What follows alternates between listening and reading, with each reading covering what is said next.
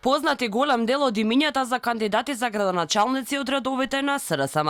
Петре Шилегов ја доби поддршката од ЗАЕФ и ќе биде официјалниот тркач на социјалдемократите во трката по градоначалничката фотелја.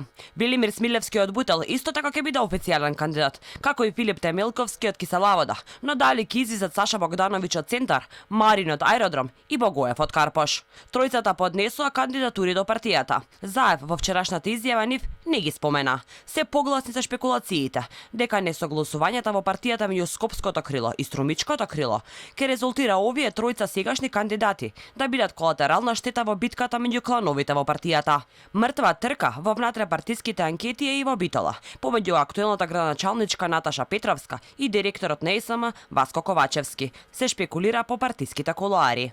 Голем дел од имињата кои вчера ги соопшти ЗАЕФ се веќе стари кадри и познати имиња на локалната политичка сцена. Премиерот вели, тие кандидати најдобро котирале на анкетите. Пресудни за одлуките беа анкетите спроведени помеѓу граѓаните на овие 30 општини.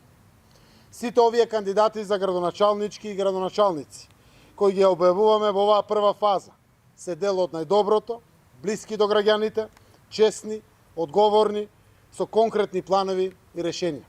Она што меѓу другото предизвика лавина на реакции по соопштените имиња од страна на ЗАЕФ е и недоволната застапеност на жени кандидати за градоначалнички.